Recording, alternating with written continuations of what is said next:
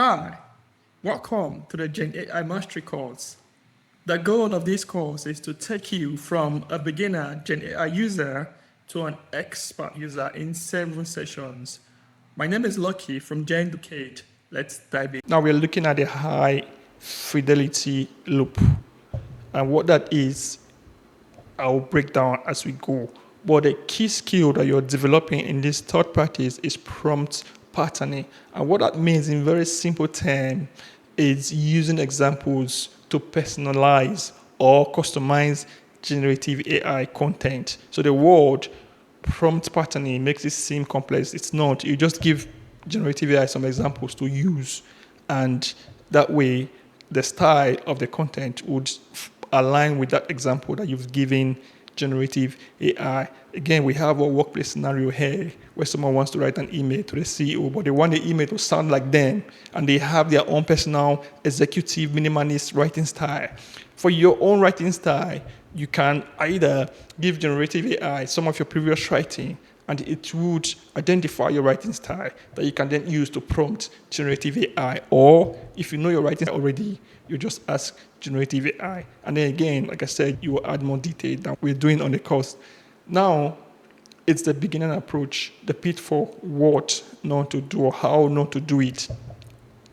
Write a short professional email and so on about the budget. Again, you will get an email, but that email would be covered in information that you don't need, and it would be general because you haven't asked generative AI to use your own specific writing style, your tone, on those characteristics of your writing style. It will be generic. You see, this is how not to do it. But how do you do it though?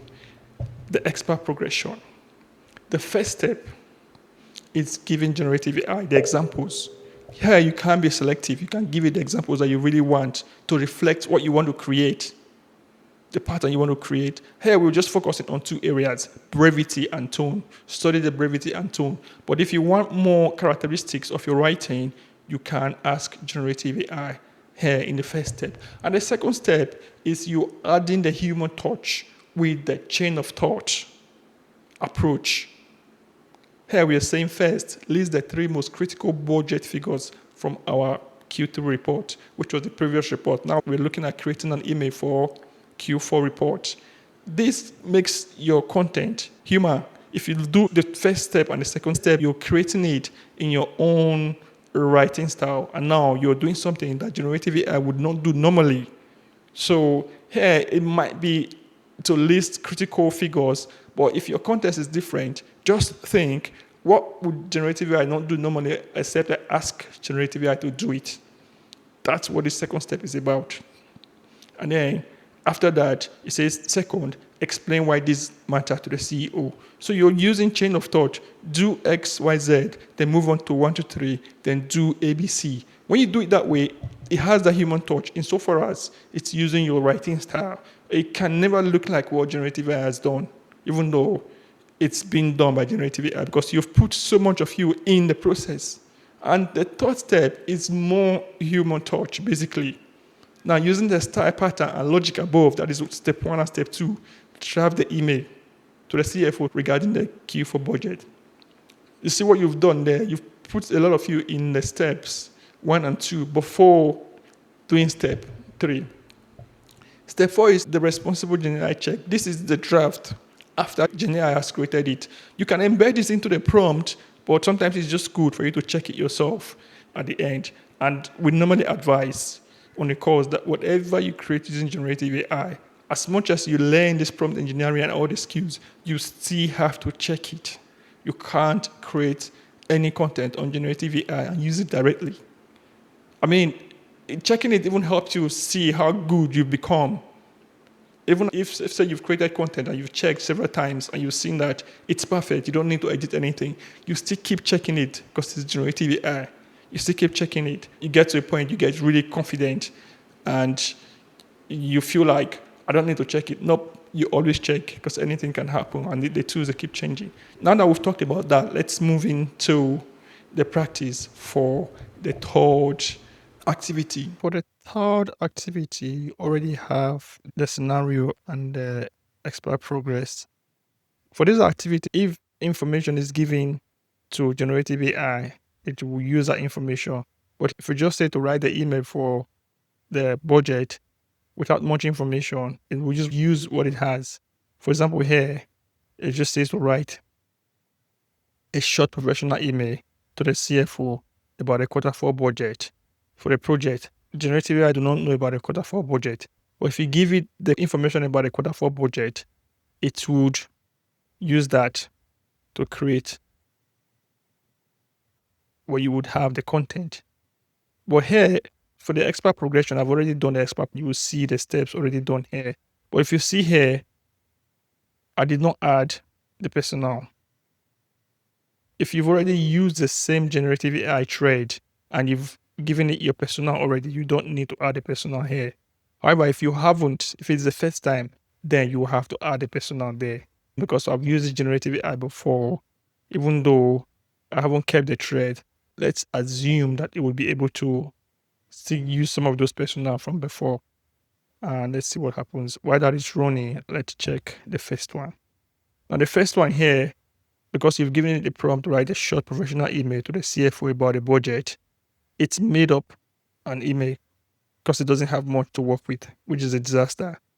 So if you look here, it talks about cost projections, project delivery milestones. These are the general things that you would consider in a typical budget.